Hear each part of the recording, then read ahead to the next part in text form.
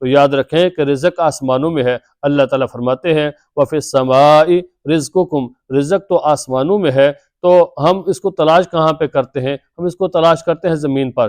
یاد رکھیں کہ رزق کو تلاش کرنے کے ساتھ اللہ کے حکم کو پورا کریں، رسول اللہ صلی اللہ علیہ وسلم کے طریقے پر چلیں، رسول اللہ صلی اللہ علیہ وسلم کے حکم کو پورا کریں گے تو اللہ تعالیٰ انسان کی ضروریات کو ایک جگہ پر اکٹھا کر دیں گے، انسان کے رزق کو اکٹھا کر دیں گے۔ پھر انسان کو رزق اکٹھا کرنا آسان ہوتا ہے، چاہے جا کے آدمی اللہ کے حکم کی نافرمانی کرے تو اللہ تعالیٰ فرماتے ہیں جو بندہ ہمارے حکم کو نہیں مانتا تو پھر ہم اس کے رزق کو دنیا کے اندر بکھیر دیتے ہیں، پھر ہم اس کی ضروریات کو بکھیر دیتے ہیں۔ پھر بندہ کیا کرتا ہے کہ صبح سویرے اٹھ کے کبھی یہاں پر جائے گا، کبھی وہاں پر جائے گا، اپنی ضروریات کو پورا کرنے کے لیے در بدر پھرے گا۔ تو ہمیں در بدر پھرنے سے بہتر ہے کہ ہم اللہ کے در پہ آ جائیں، اللہ کی بات کو مانیں، رسول اللہ صلی اللہ علیہ وسلم کے طریقے پر چلیں گے تو اللہ تعالیٰ ہماری ضروریات کو پورا کریں گے۔ اللہ تعالیٰ فرماتے ہیں نا، اے بندے ایک تیری چاہت ہے، ایک میری چاہت ہے، اگر تو وہ کرے گا جو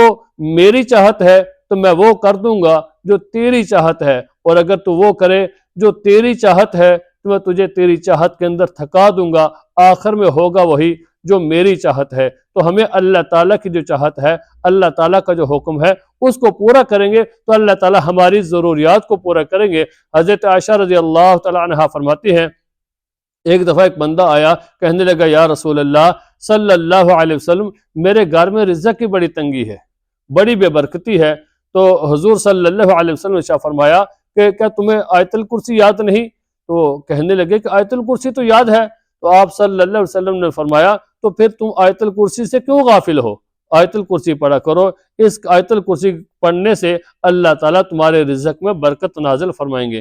تو یاد رکھیں کہ آیت الکرسی جب گھر میں پڑھی جاتی ہے تو گھر کی حفاظت ہوتی ہے اور اللہ تعالیٰ اس کی برکت سے رزق میں بھی برکت نازل کرتے ہیں۔ تو ہمیں یہ عمل یہ بھی ضرور کرنا چاہیے کہ آیت الکرسی ضرور پڑھنی چاہیے۔ اور دوسری چیز، ایک دن ایک آدمی آیا، کہنے لگا یا رسول اللہ صلی اللہ علیہ وسلم مجھے پڑھنے کے لیے کچھ کلمات بتا دیں۔ تو رسول اللہ صلی اللہ علیہ وسلم نے فرمایا کہ تم یہ کلمات پڑھ لیا کرو، سبحان اللہ والحمد للہ ولا الہ الا اللہ واللہ اکبر۔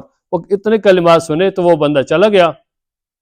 تھوڑی دیر گزری تو پھر واپس آ کر کہنے لگا یا رسول اللہ صلی اللہ علیہ وسلم جو کلمات آپ نے مجھے بتائے ہیں یہ کلمات تو سارے کے سارے اللہ تعالیٰ کی ذات کے لیے ہیں، اللہ تعالیٰ کے لیے ہے، اللہ تعالیٰ کی تعریف ہے، اللہ تعالیٰ کی بڑائی ہے، تو میرے لیے ان کلمات کے اندر کیا ہے؟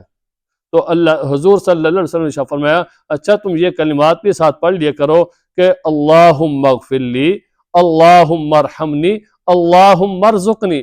جب بندہ یہ عمل کرتا ہے، ان کلمات کو پڑھتا ہے تو اللہ تعالیٰ اپنی رزق کے دروازے کھول دیتے ہیں، اللہ تعالیٰ اپنی رحمت کے دروازے کھول دیتے ہیں۔